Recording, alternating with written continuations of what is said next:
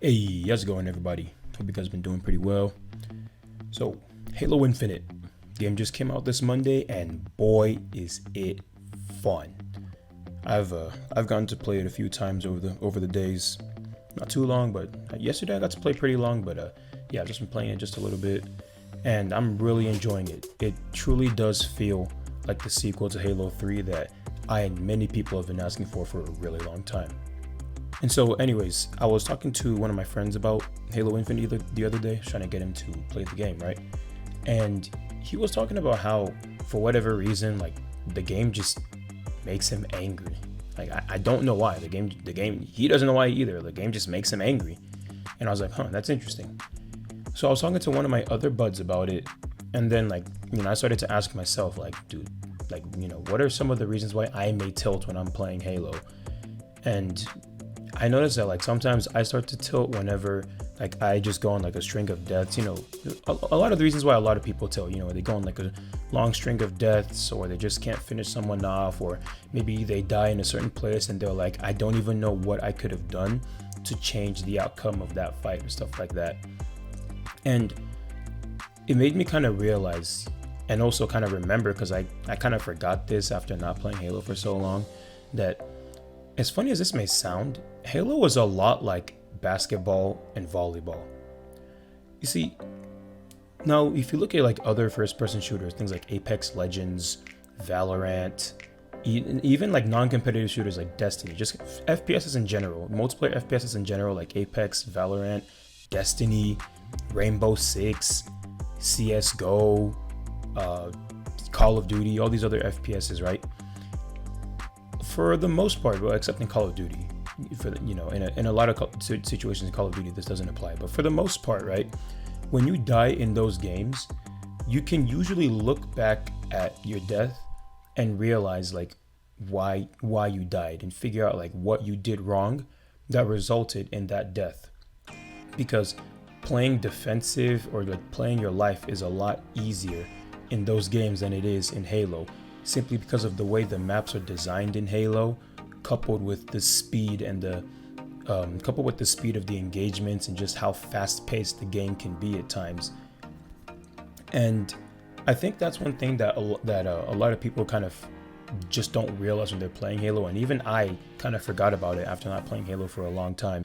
Because in a sport like basketball, right, there's no way you're gonna beat a team 95-0, or even 45-0, or something like that in a full game. It's just not going to happen. The enemy team is going to score a point. That's just how the sport is.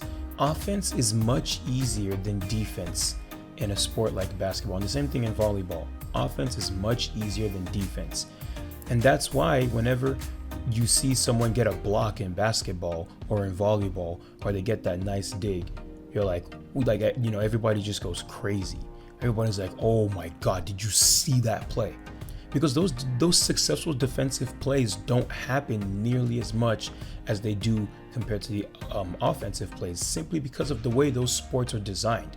They're designed in such a way that offense is easier than defense. And I've noticed that that's also the way that a lot of Halo is designed. And I think the reason why it's designed like that is so it actually promotes gunfights and engagements. Because I've noticed that in a lot of first-person shooters, let's say I'm playing arenas in Apex, it's a lot of it is sometimes it can be very boring when there's a long stalemate and everyone's playing super defensive, simply because they don't really have a reason to push, and also because of just how strong playing defensive can be in a game like Apex.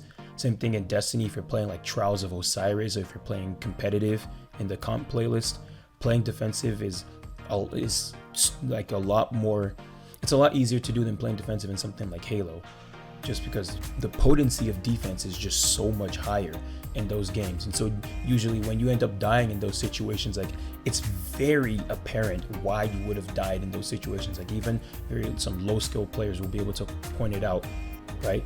But in a lot of situations in Halo, sometimes you die and you're like, I don't even know what I could have done there.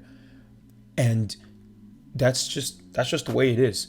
Sometimes you're gonna be in a situation where like the person just played perfectly and there was nothing you could have done about it. Like in basketball, when someone just scores like let's say someone just pulls up from super deep for a 3-pointer and he just drains it, nothing but net.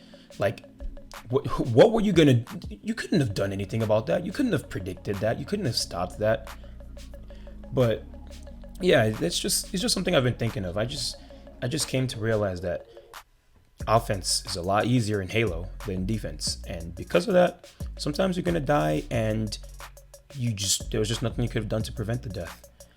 Now, don't get me wrong. For the most part, in many scenarios, it was probably something you could have done to change the outcome of the situation. But let's say, for example, now you get into a fight, right?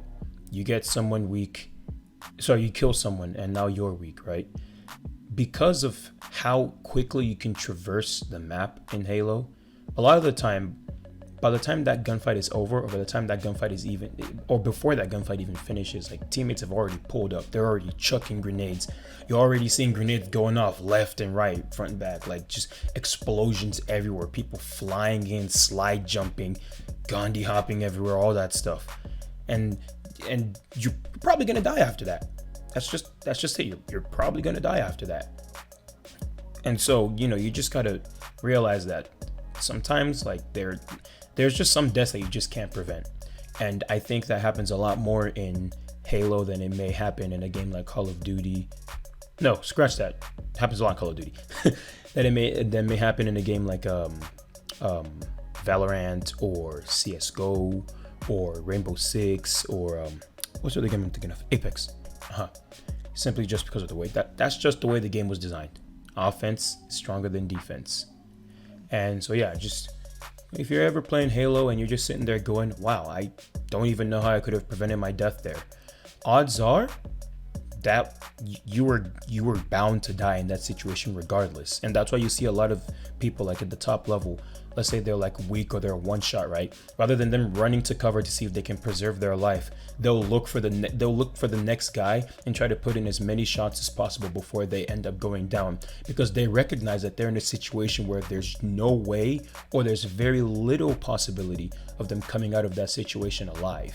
But those situations just don't happen as often in other games, simply because of the way those games are designed. But yeah, just you ever playing Halo and you're like, wow, I don't know what I could have done. Just remember, that's just the game.